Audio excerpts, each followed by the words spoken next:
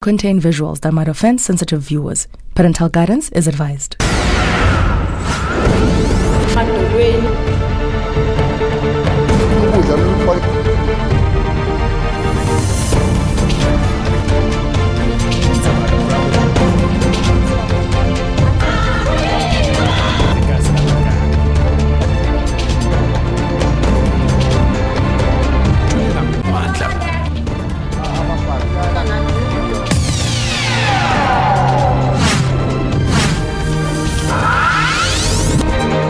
There is a group of people that just love noise and speed.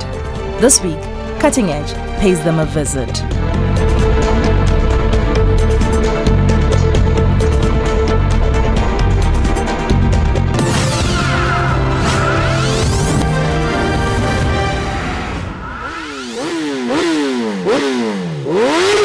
Bona, I want to sponsor some bike. Oh, I got on a super bike.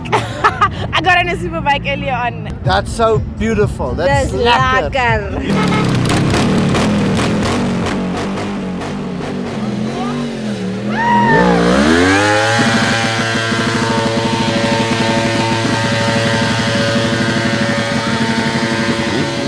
There's a group of people that are just misunderstood by our community.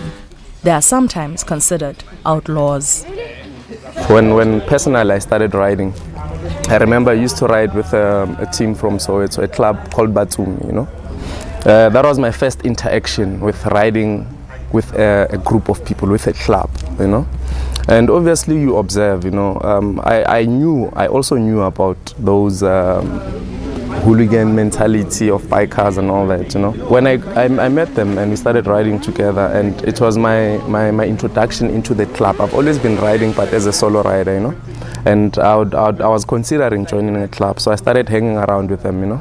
And they basically gave me the same thing that I had in mind, that biking is just a lifestyle, you know. They're normal people, they ordinary people.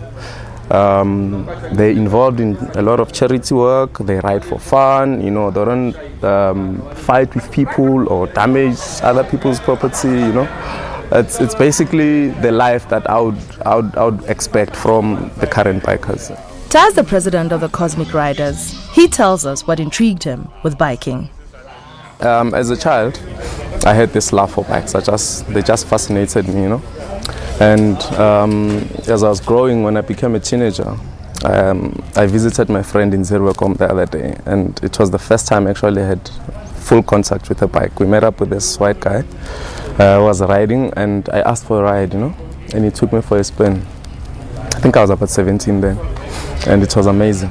And I think the love for it, the connection with me wanting to get one started then, you know. A lot of bikers are associated with a club of sorts. Very few are solo riders. Ty tells us why he joined one. As I said, that I started as a solo rider, you know. And a friend of mine also got a bike, so I'd ride with him most of the times, you know. And obviously when you go to day jolts are hosted by clubs, you know, and those are the events that you'd find as a biker to attend on a normal basis, you know. So that's when we started exposing ourselves into hanging around with clubs, getting to know about clubs, you know. And personally, it gave me a sense of security, you know. I mean, we've got our colors on, you always ride with them. You're not alone in this biking industry, you know. If anything happens, you've got a team behind you, you know.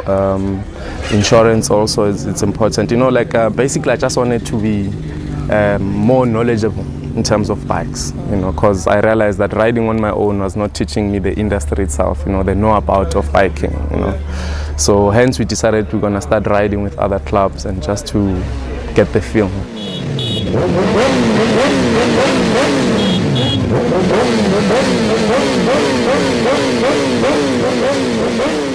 You and a couple of people set up the Cosmic Riders. True. Why did you feel the need to set up the Cosmic Riders? Why didn't you stay with Batsumi? Oh, okay. Cosmic Riders, no? It started when, I mean, Cosmo is new. Our neighborhood is fairly new, you know. I personally picked up that there's a lot of bikers in my neighborhood, and we don't know each other, you know. We all ride. I'll ride to Soweto and go ride with my guys, Batsumi, you know. And when I come back, I'll see guys coming from wherever. So we decided to have a meeting, you know, just to know each other. I mean, sometimes you'd have a problem with your bike, you need a mechanic. The only mechanic that you know is probably from where you come from, either Pretoria or wherever, you know. Just to create that networking, you know, that channel of assisting us in the survival of biking, you know. The one thing I picked up when interacting with bikers was a sense of brotherhood. They are all proud of their colors. There's a lot of clubs. We always say we are one family, just different surnames, you know. So your badges, these are your colors. This is who you are, you know, who you represent and what you are all about. Yeah. And then tell me about the other badges that I see on your leather jacket. Okay. What's the significance of having that badge? What does it mean to have a badge? It means a lot to a biker.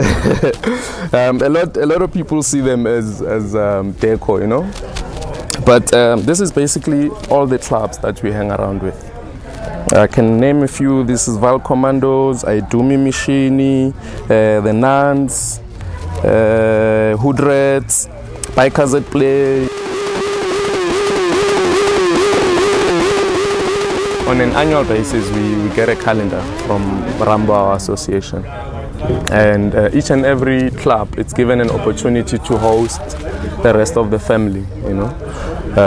You set up a date. Obviously, the date is on the calendar. You set up your venue, we come through, there's an entrance fee that we pay, and that's when you get to acquire your badges, you know. And yeah, and this is also a symbol to show where you've been as a biker, you know.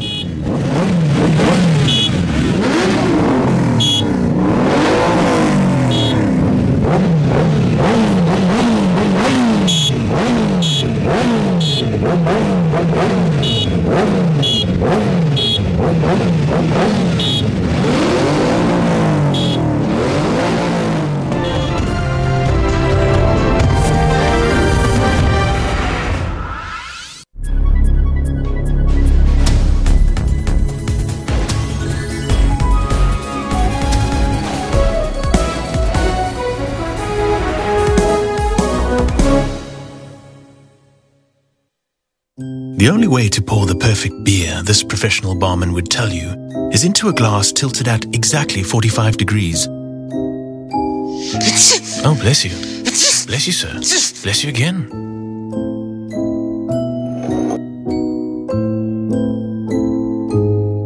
Well, we'd say the perfect way to pour a beer is at this angle, straight into your mouth. Get a case of 330ml Hansa Pilsner Handies for $189.99 from Tops at Spar. We take an in-depth look of all your stories of the day across the world. Last month, Mkhwebane said that the bank had failed in its duties to protect the public by not ensuring that ABSA repaid an apartheid-era bailout given to the failed bank, Bank-Corp. The rand fell nearly 2% on her remarks. My effort, in my opinion, is going to be to build a Zimbabwe that I believe in, as opposed to remaking a Zimbabwe of the past that I cannot do anyway. So I'm absolutely clear on this. We need to start showing more commitment by government that they are committed to working with business, and therefore that should start to stimulate confidence, and with confidence comes investment, and with investment hopefully comes growth. Stay tuned to Primetime News every day from 18 hours.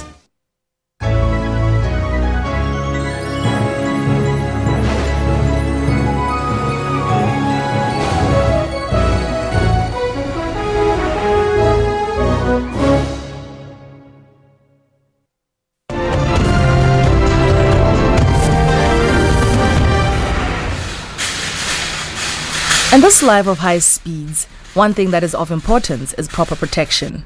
We visited Juice Biker Boutique. They are suppliers of protective gear. Well, Juice Biker Boutique is a store that opened middle of this year.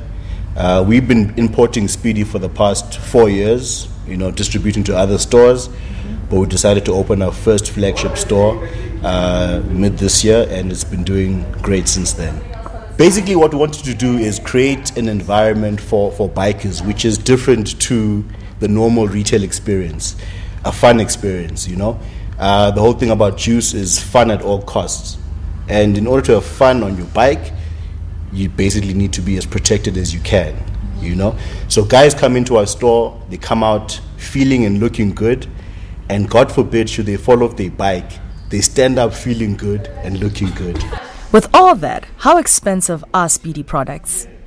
Our items actually, we would like to say, very affordable for the technology that's actually been put behind.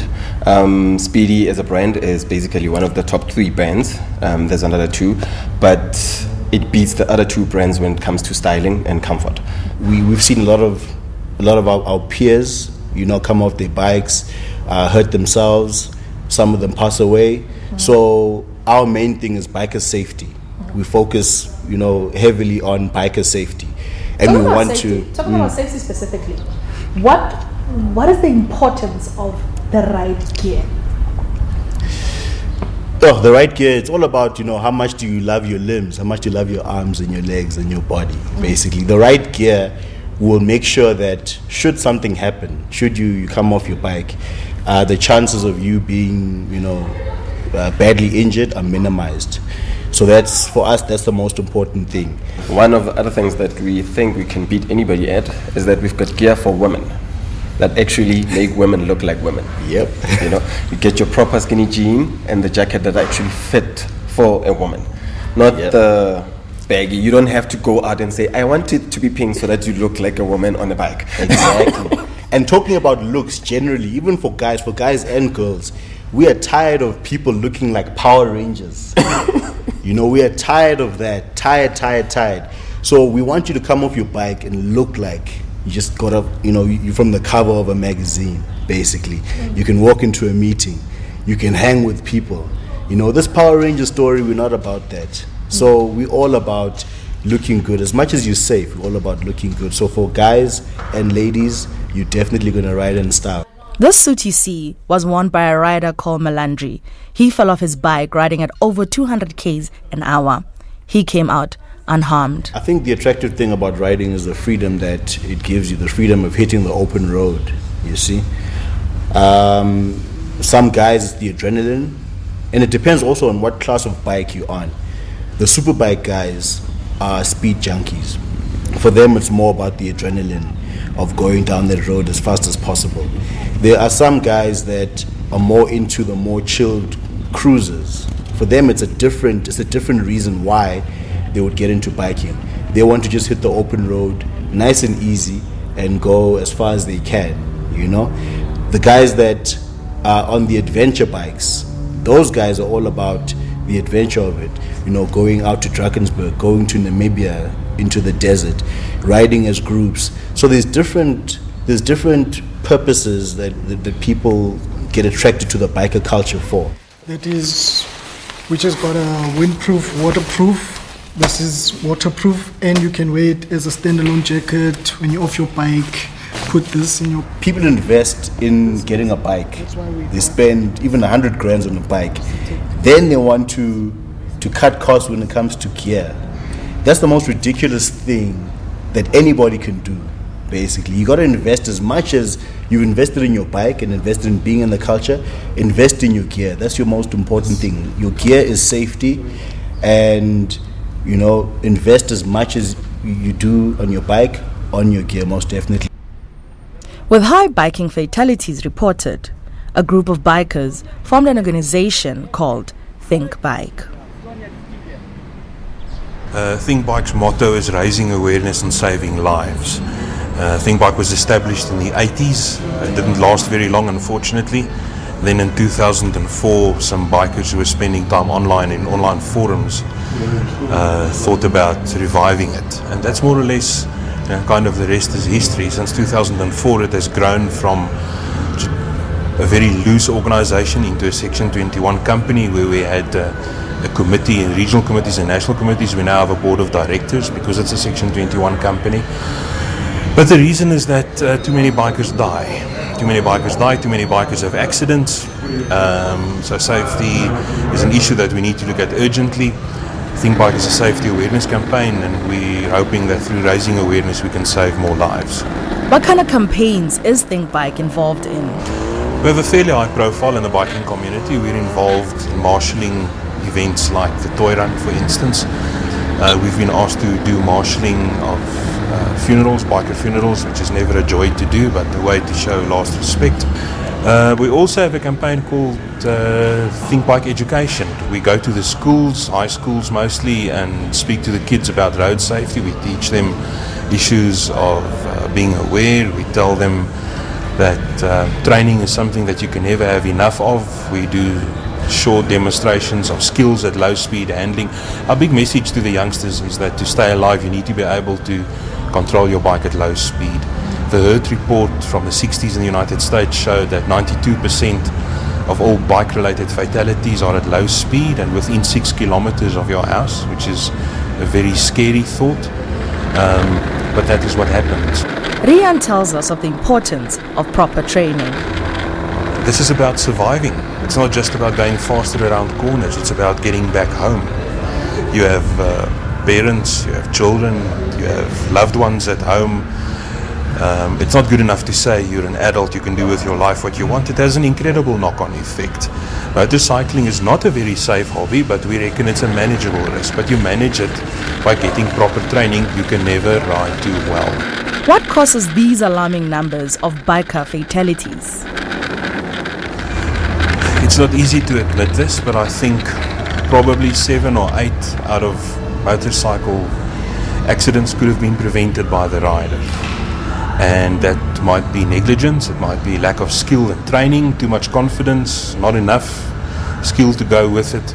I don't want to say this rider made that mistake or that mistake. We don't want to dishonor anyone's memories. I normally say 99% of an accident of a biker is actually caused by the biker, not by the driver. Sorry, but that's me. Because what we come across is there's a lot of people that don't look out for bikers. So basically, as a rider, you have to look out for yourself. That's why I say 99%. I keep on saying guys need to look at themselves as like a deer inside Kruger National Park. Everything out there is trying to eat you up. So that's how you should view every driver in a cage. So to motorists out there, first thing that they need to know and always bear in their minds, like keep it in their minds, is there are motorists, motorbikes on the road all the time, you know. Before you change your lane, make sure you check your blind spots, your rear view mirror, you know, make sure that there isn't a bike. Because we all know, I mean, during traffic time, we can't ride behind cars. Hence, we got these bikes we want to maneuver, you know. So they must just accommodate us, you know. You need to accept responsibility for your own safety. And once again, you need to think about it that it's not just you. There are people around you, there are loved ones and friends who also suffer. Bikers have different challenges than motorists on the road. I think the big issue that we're exceptionally concerned about now, if you drive during commuting times on the N1, you find motorcyclists on the far right lane, what we call the suicide lane. They go there to die. They think it's safer than lane splitting, what we call lane splitting. Lane splitting is actually legal. In South Africa, you are allowed to pass cars on the dotted line between the first and the second lane. Would it be ideal if South Africa was to get its own biking lane? Oh, thank you. Yes. That's on our wish list year after year. That's amen. That's done, you know.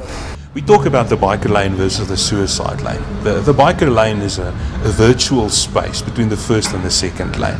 If we could somehow have a dotted line, just 50 centimeters on either side of that dotted line, so that motorists can actually see this as the biker lane. Some people are busy texting when they drive, they change lanes without noticing, so that will basically put us at a safer side, having our own private lanes. I mean, if you go to England or London, bicycles, you know, they have their own lane, you know, buses and all that stuff. So just before they make lanes for taxis, if they can consider us, that would be great. You heard for yourself, Mbugeli. Please keep an eye out for riders on the road when driving. We went to Mamelodi in Pretoria to visit Uprince. He shares his views on biking and if he thinks biking is a safe hobby. No, it's safe. It's safe. It's all about wena.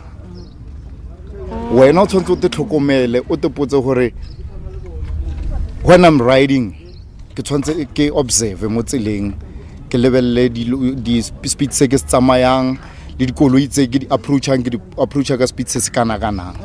And then ntobedi like some of us rider renwile and then of which is not safe.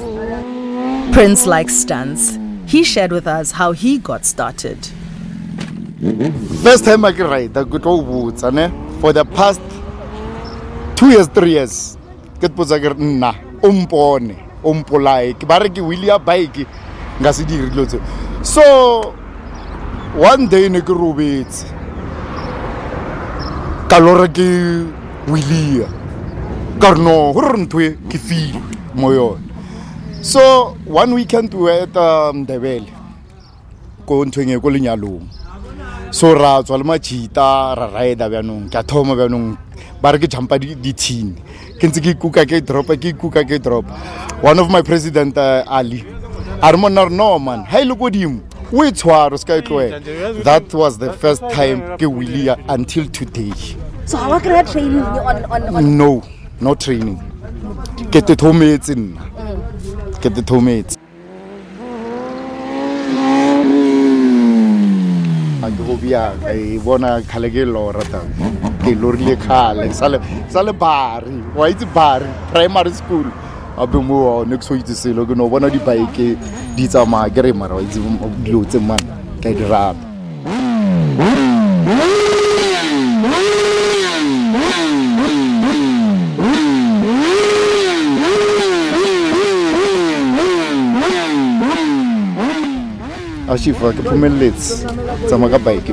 And then now, in another 5 years, I ride that bike.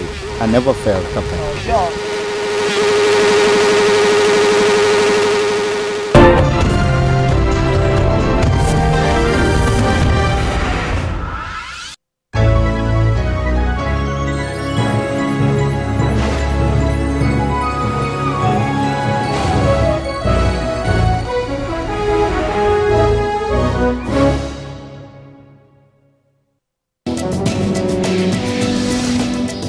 What is environmental health?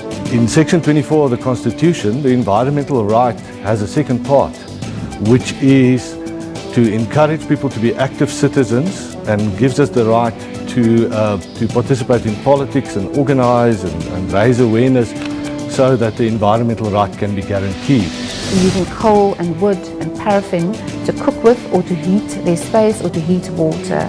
These are basic fundamentals, and I think if we can address that alone, we will make a huge impact, an environmental impact on the health of our population.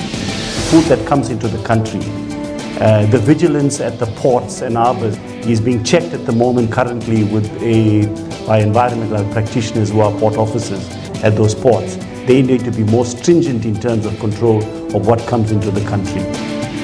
Join Health Talk every Saturday for all your health news.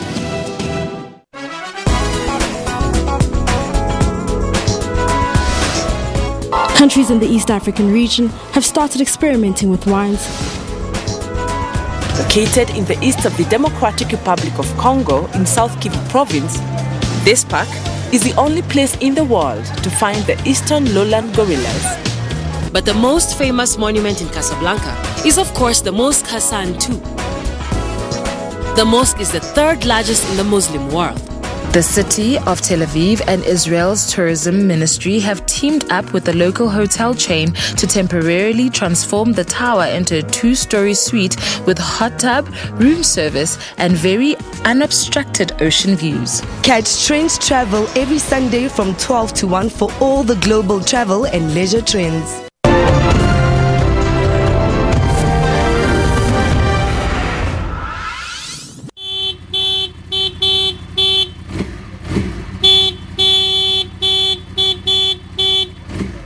Our people still believe bikes are dangerous, which is true, but they need more of being responsible. So if you're not responsible, you find like for example, you ride a bike without wearing your kit, not wearing your helmets. if anything happens to you, you get hurt. You know, you must always remember when you ride, a bike doesn't have a body. You self, you are the body. So you always have to look after yourself, you know, yeah. Press Sarel invited us to their famous annual Sapayopa rally. It's, you know, all the clubs in South Africa were affiliated under one council, which is called Rainbow Biker South Africa. So this event, it closes the calendar of the Rainbow Biker South Africa. We host SADC. Polokwane is centralized. We are close to Botswana, we are close to Swaziland, we are close to a lot of places. So when we do this event annually, we host a lot of bikers. Yesterday, we registered more than 3,000 bikes in this town.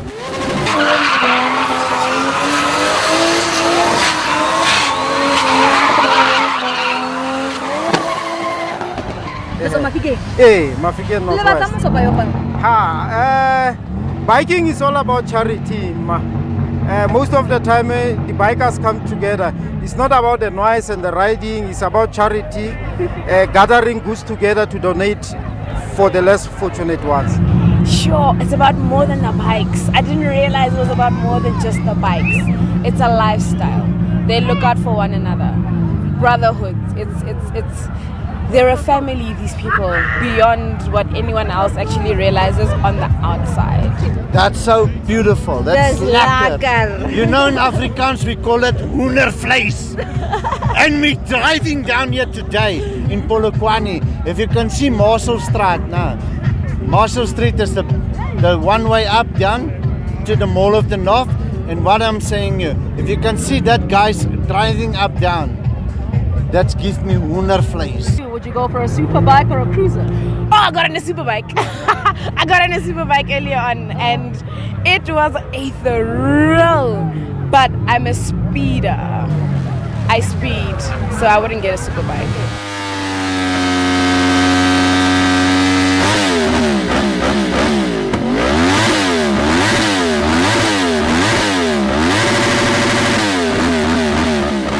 Riding is not only for adults. Sapayopa has embraced the young.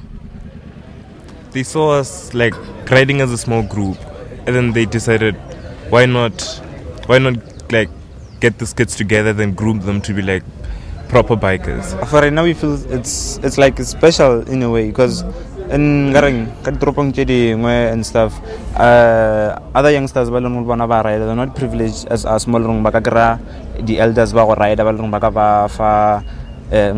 the tips on riding and so on, and groom them into perfect bikers. It helped me with the fame, as now people see me as a true bike because I'm in a club. So basically it makes it easier to make on a bike.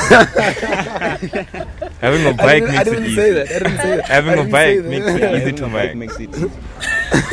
So the fact that we're riding with sappers, so you know, it's just a plus. It's one of the, you know, so.